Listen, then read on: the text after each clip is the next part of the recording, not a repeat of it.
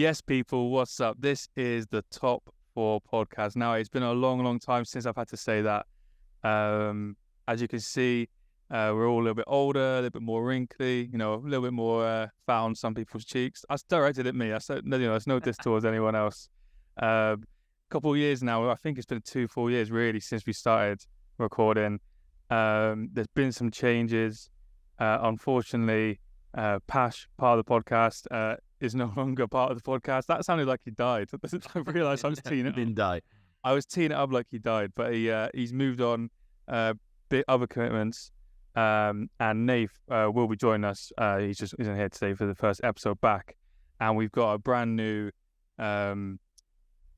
presenter, expert to the show, Rob. Rob, how you doing? You all right?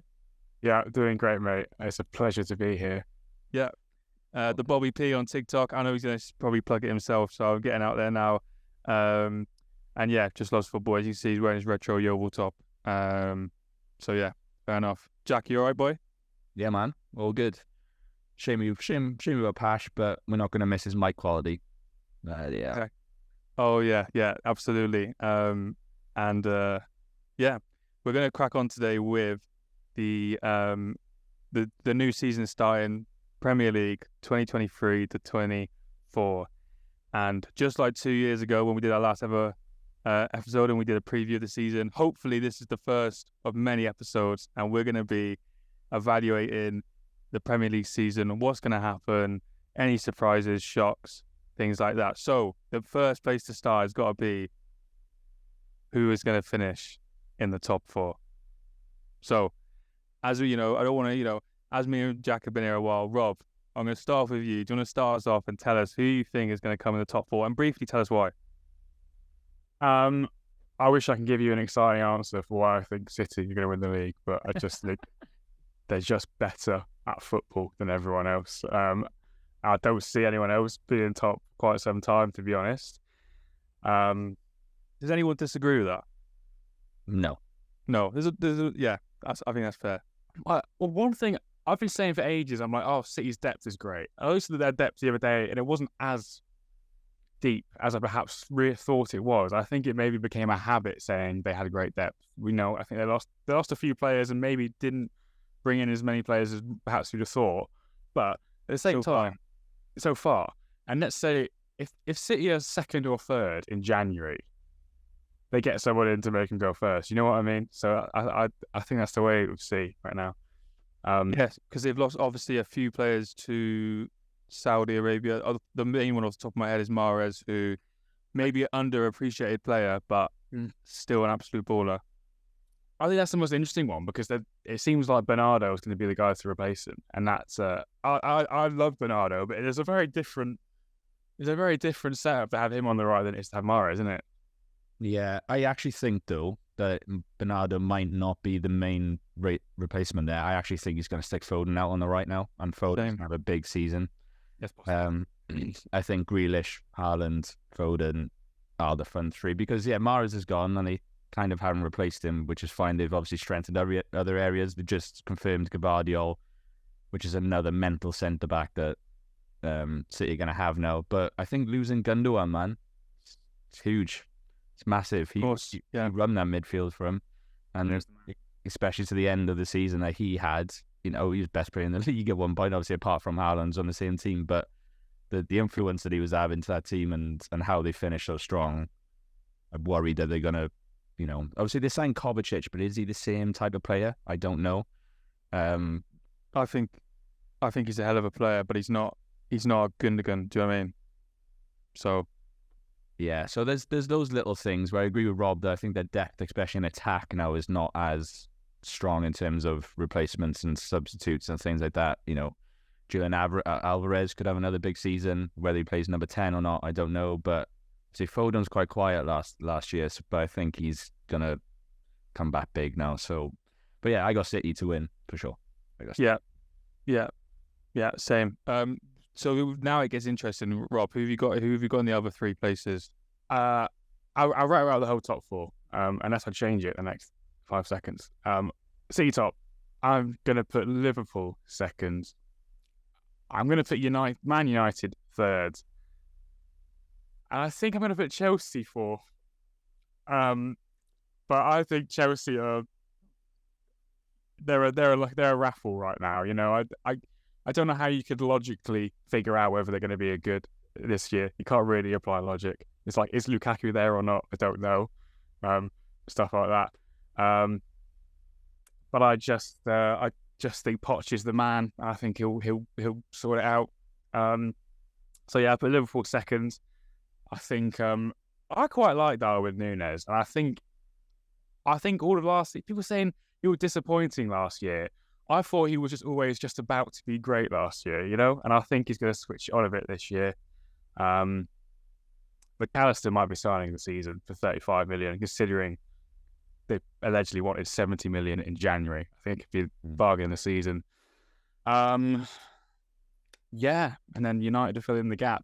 I'm a little bit concerned about United because I don't really know where the goals are going to come from, if I'm honest. But I think I think Ten Hag will figure it out. You know. So lots to dissect there from what you've just said. So let's finish on what you started. Let's finish. Let's go to Liverpool, just because they've lost a lot of players as well. So Hendo's gone. Yeah. Binho's gone.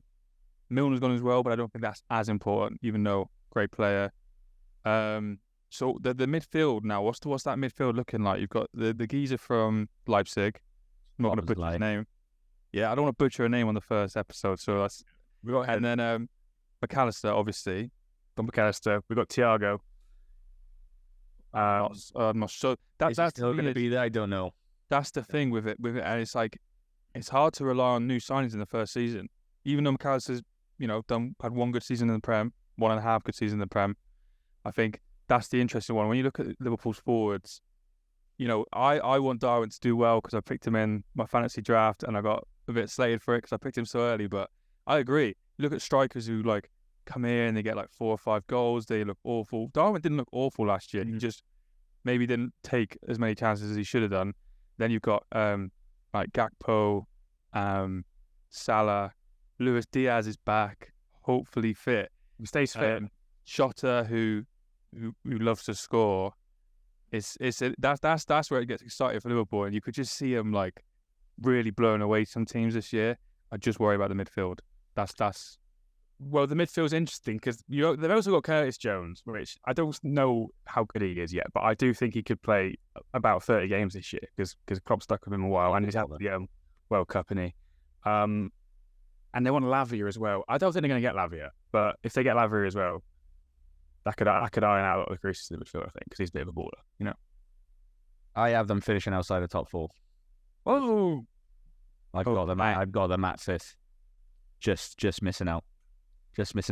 My biggest worry with Liverpool is that they haven't strengthened their defence, and even though on paper the defence is really good, I think they needed to sign another centre back this year. Obviously, they've got Virgil van Dijk, Trent, and Robbo nailed on. It's that who's going to partner Virgil? It's probably going to be Kanate, but I think he's shown his weaknesses last season, man. I'm not confident enough, you know, Alisson, obviously, and Alisson as well. So on paper, that's what I mean, is they're really good, but they did leak goals last season, had some really disappointing results. And I worry, well, I say worry, I want it to happen. I'm trying to be, I'm biased here. But I could just see it happening again. And I actually think they're going to miss out on Champions League football and go to Europa. So it'd be interesting to see. Obviously, they've got this so strong up top. I'm not sure Darwin's going to be the man. I actually think Gakpo is going to play up top through the middle. There'll be Salah, Diaz, Gakpo, but who knows? You know, who knows with Klopp exactly who's going to play up top? But I've got them finishing 5th.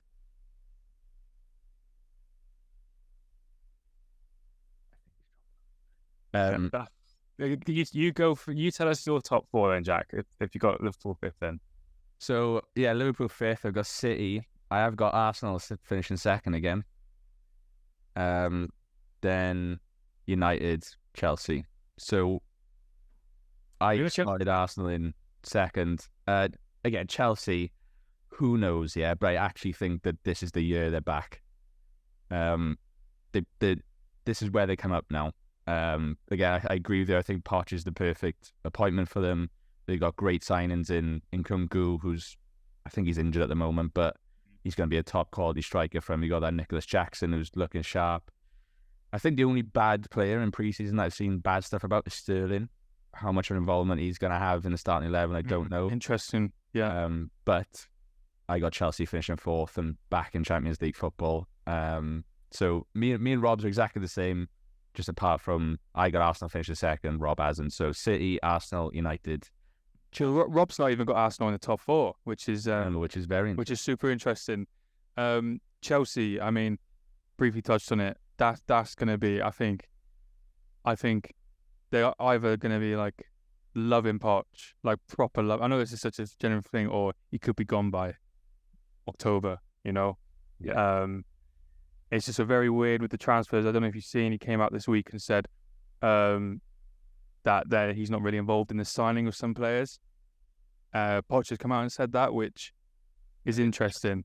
I think there's rumours that Poch would rather just sign Caicedo, and they're looking more like they're going to sign Lavia. And I think he's made a sort of comment about a 19-year-old starting in midfield. So, and whether that would be a good thing or not. So it's interesting to see, like, because you start seeing the cracks already. It's almost like he's laying the foundations for excuses already if things start to turn sour. But yeah, some really top players there, and Poch has obviously got a point to prove as well. Let's be honest. Yeah, Tottenham fell off. PSG was okay. Weird club. So now it's like, if Poch doesn't do well at Chelsea, where's he go after? Yeah, for sure. Who's the rest of your top 4? So I've got Man City top, obviously. Second, I've gone for Man United. I agree with Rob's goals point of view is interesting, but yeah, I'm just gonna say it now. I think that if Højlund, or however you say his name, doesn't come to good, I can see Man United finally buying Harry Kane in January. In January for a cut price. Okay? You can see it now. Harry Kane, he stays this month, and then he gets to January, and Levy's like, all right, I need some money. Sells him 50 million. Done. That's where Man United come in. So that's a little Easter egg for what I think could happen. Liverpool third, simply because I think they're going to blow away teams. I think they won't win many games against the top clubs, but I think they'll blow away teams at Anfield.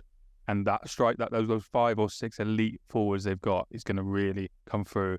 And then fourth, I've got Chelsea, because you got Arsenal outside the top 4 as well.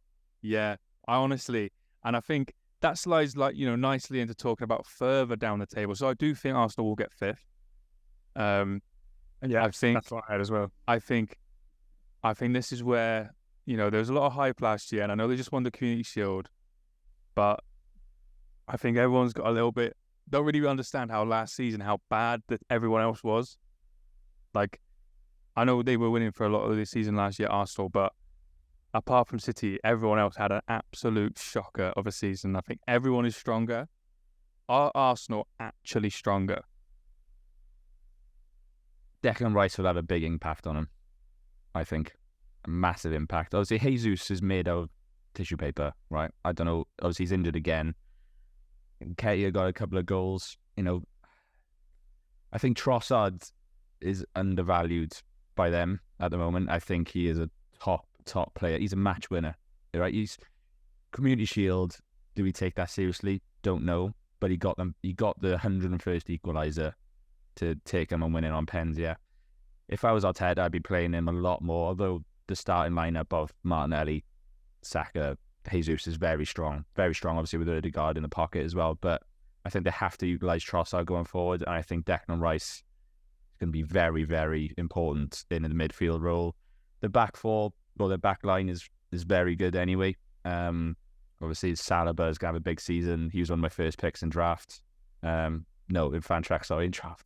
My other team. I got him in draft. Yeah, you got him in draft, yeah. Which is, again, great pick. But him and Gabriel, I think the fullbacks are obviously a little bit, I'm not sure who exactly is the backups there. But I just think overall, they're going to still be a strong team to beat. Maybe I'm placing them too high with second. I wouldn't be surprised but I still definitely think they get Champions League, and I think placing them 5th is a big call for me. Yeah, I the Community Shield, I don't know how much it can potentially affect my stance on it. I think one, I also have the goals question. I feel like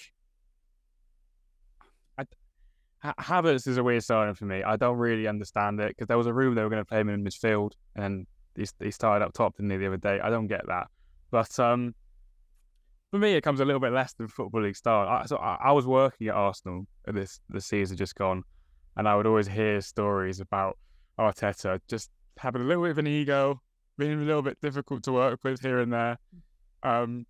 We got the insider information. Yeah, I love exactly, it. Yeah, exactly.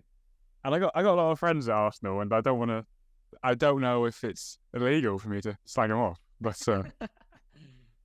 you know, there was just little moments of him being a diva, and I thought there was potentially cracks showing. And you know, whenever you hear stories like that in football, it's always 18 months. Within 18 months before these guys eventually leave, it never resolves anything, like Mourinho at United and stuff like that. Eventually, these people leave when you hear about them. You know, him kicking off because his coffee machine wasn't working or something like that.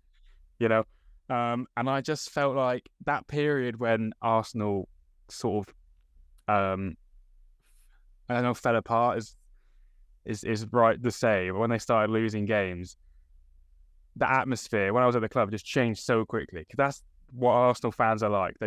You give them an inch to start being upset, and they would take a mile, and the atmosphere turns very toxic very quickly. And I just think if they don't get off to a flying start, they might not get the start they got last year. They're going to return on Arteta straight away, and I don't think he's going to see the end of the season personally. I don't think Arteta's going to be the very end. Yeah, is the truth. When I was talking just now, I totally forgot about Havertz. Totally forgot. Like same. I knew there's such a mental signing. I knew there'd been a clanger, but I forgot it was him. Yeah. So that's interesting. So yeah, I still think they're gonna finish top 4 though. Who's the 3 that make Europe still, but not get the Champions League? Well, I stuck in Spurs in 6th. I just think if Kane stays, they get top 6. Yeah, that is. So if Kane goes, where did Spurs finish? They'll at least 8th. They'll drop. I mean, the 2 teams I got below that will get better. They're probably maybe 9th. I don't know, but yeah. So I've got Newcastle in 7th, which again might be controversial. Without Kane, Newcastle get higher than that. Is what I'm saying. Even Newcastle sign Kane, that'd be great. So you had Arsenal, Spurs, Newcastle. Yeah, that's what I've gone for. Interesting. So I've gone on the basis of King going, and I've got them 9th. Oh, okay. If he stays, they get Europe. Obviously, at the time of calling, it's predicting before a ball is kicked in the Premier League season. It's hard to say, this is all taken with a pinch of salt. If he goes 9th, they're not going to do well, I don't think. Like, I just can't see it happening. He is the gel of whatever they have left. Like, he is literally what is keeping them together, I think. Be interesting to see. They got a new manager, Postecoglou. I don't know huge much about him. Obviously, he was in Australia before Celtic. I'm not sure about how hard of a job it is to manage Celtic overall. Don't know, but I heard he did well there. So it'd be interesting to see what type of football he brings. I think Son does have a bit of a bounce back season. I think he will do better as a player himself than last season. But I've got to finish in 9th. I've got Liverpool, Newcastle, Aston Villa. Aston Villa get Europe this season. Thoughts, James? Well, I think I had Villa 6th on my team. I think they're going to have a very good season. I think Unai Emery is, I wouldn't say he's underrated because I feel like everyone's sort of gone back to realizing how good he is based off the amazing job he did. Like, the fact that they are even in the Conference League is actually mental when you think about it, because when Stevie G was there, they were like 14th or 15th, and they took over and they just kept winning after winning and like drawing and like just not losing. So the fact that we're even taught that they've got European football this year Yeah, it's mad in for, itself. for the first time in seasons is like mental, to be honest with you. And that was him using players that he didn't have any involvement in it. They've signed Pau Torres, who's going to be probably signing this season, who probably will. I don't know how old he is. I should know, but he's probably going to get bought for way more than they paid from another team. Like, I think he's going to be that good for him. And then I'm not going to pretend that I know who Moussa Diaby was before this summer, but everything says that other clubs bigger than Villa on paper were interested, and he's gone to go with Emery. You've got other players like Leon Bailey, Ollie Watkins, players who've been there a while now, and you think they're only going to get better playing with someone like Unai Emery. So I think they're going to cook. However, I do think that this is not like a quirky opinion though. Do you know what I mean? I think everyone is saying their underdogs for the season is Villa, and it's like when everyone starts saying you're the underdog, you would start becoming the favourite. And what will really happen is it'll be a shock when it doesn't go as well, you know? So I do think there's that element of everyone thinks they're going to have a surprisingly good season, and then it's not. Yeah. The surprise is going to be if they are 8th or 9th. I think like Turkey at the Euros. Everyone thought they were going to ball out, but it was shit. Yeah. I think it was like when Villa. Sorry, but when Villa signed Leon Bailey and they signed Buendia, and they signed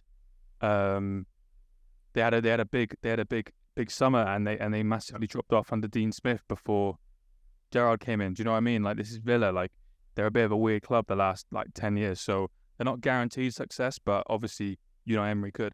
I've had a bit of a clanger because I'll be honest with you, I completely forgot about Newcastle. When you said Newcastle, then I was like, oh, I completely forgot about them. But despite that, I will stick by it. I think Spurs will come 7th, and that's without Harry Kane. I think the Ange thing is a weird one. Do you know what I mean? I feel like where he's from, his Japan football record, he's a Greek Australian. I just feel like nothing. I just think that football fans are going to just pick that out. Do you know what I mean? And be like, why is he managing our club if it doesn't go well? Yeah. So I also think, you know, this a big season for a few of their players, and Newcastle is a super interesting one. Like I said, I think I said this 2 years ago. Eddie Howe, he's going at some point. And he's still there. And we all know who's coming in. The special one. This could be the season, and I'm going to say it. So that's a little prediction. I think, you know, they spend a bit of money. They're going to start. They overachieved last year. That's the problem. They got Champions League football in the first full season with Eddie Howe. If he got 6th last year, he would have still been in the job, and then he could have gone for 4th this year.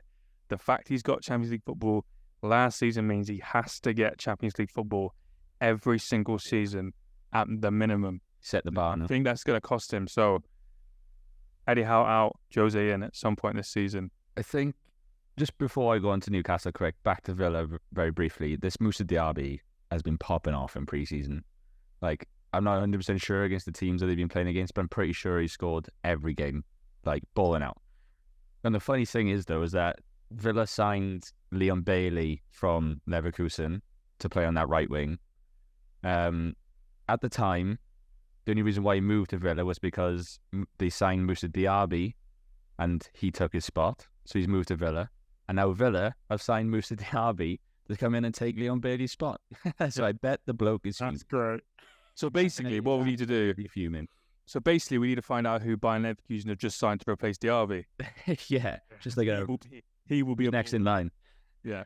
But Newcastle, I think the sign of Tonali, huge, massive. Yeah, he's not a fancy player. He's not one to get many assists. He did well in Italy on assists because he was the dead ball taker, but I don't think he will be now in Newcastle. He's just there to run the midfield, be that DM, which is gonna. The reason why I think they're gonna do brilliantly well is Bruno G. Like that guy's a player, and because they didn't have a player like Tonali really last season, he was playing a lot deeper. But I think now he's going to have the freedom with Tonali behind him to go a little bit further and get real stuck in and get creative. You think they're going to do well? Yeah. So what's well, though? You think they're going to get them 6th? No, Yeah, 6th. That's good for Newcastle now, is it? Yeah. That's an interesting debate, does Eddie Howe stay the whole season if they come 6th? In your opinion? I think it depends where they are at Christmas. I really think if these, yeah, I think that's an interesting one. I think, if they start going below 7th or 8th after about 2 months, I think that's when the pressure will start cranking Yeah, up. I don't know what agree you with that. think, Rob. Do you think? Yeah, no, I completely agree with that. I mean, it's interesting that we're saying about finishing 6th or 7th and wondering whether that's good or bad for Newcastle. Because in reality, it's mental that we would even have that conversation. But I think they get rid of Howe at the first slip, and is that deemed as a slip? Potentially, So I think they'll be completely ruthless with him, and getting rid of him at some point. I see Howe going to United one day, but that's the conversation for another pod potentially. I've never thought about that in my life. I don't think. Howard United, that could be interesting. But yeah, no, I don't think Howe will be there at the end of the season. No, and I still think he would consider done a good job if they're 6th or 7th. But I just think they'll be ruthless with him. Yeah.